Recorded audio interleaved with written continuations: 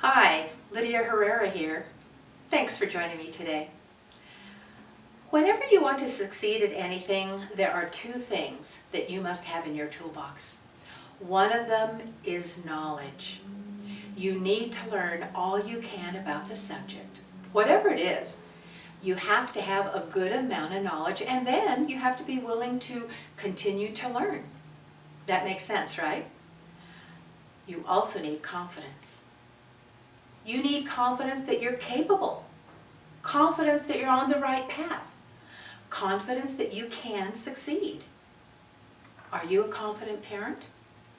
Or do you second guess yourself and wonder if you're doing this parenting thing right?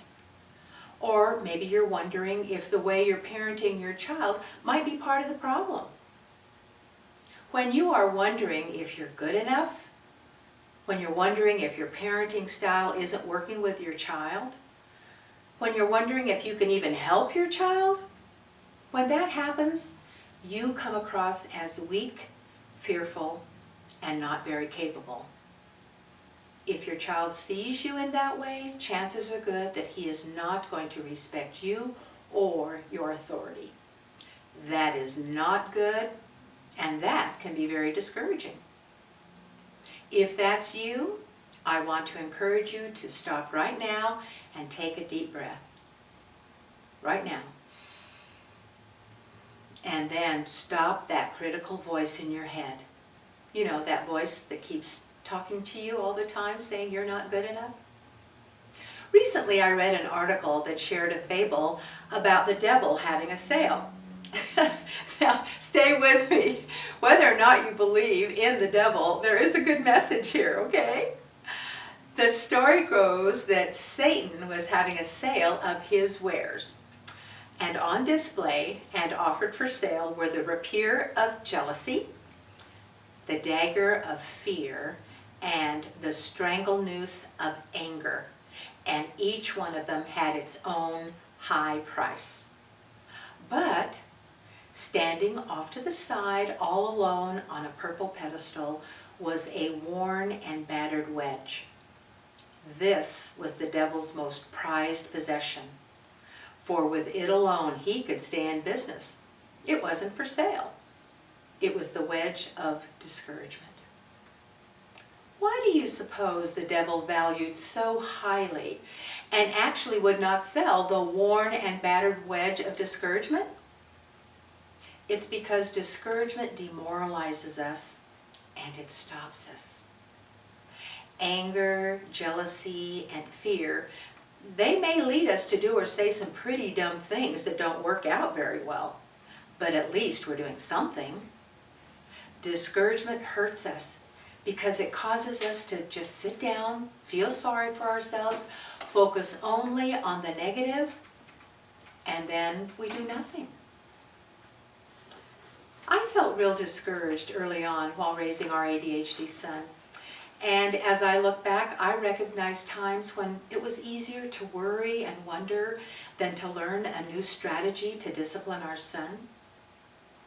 It was easier to do things day after day the same than to change our eating habits or to research natural remedies that might help. And then it was easier to just feel sorry for myself and my situation, and then to resent my son. It was easier to do that than to take a parenting class or ask a mentor for help. You know, I think we can all agree that discouragement is very real. Have you felt discouraged too? The answer to discouragement is intelligent action. Get moving. Do something different. Learn a new strategy. Read a book for fresh ideas. Ask for help.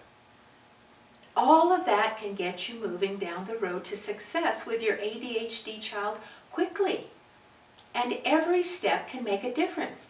And then you add the small steps together and you've started something great for your child. And that leads to confidence. You know, when you stop that critical voice in your head, you know, that one that's always talking and telling you that you aren't good enough or you're not doing things right, when you search for new ideas to change things up, And when you ask for help from someone who's had or is having success with their own ADHD child, when you develop the courage to be firm and consistent, when you make an effort to see your child's strengths and then to really appreciate his great personality, that's when you'll see that your efforts have an effect. They're making a difference. And that's where confidence comes from. You can do this. You can combine learning and confidence to help your ADHD child step into a future full of hope. You'll see confidence grow in your child too, as he experiences good results for himself. And then when he senses that love in your eyes and that love in your smile, wow, how good is that? So go out there today, start something new, do something different. Make a difference for your child today.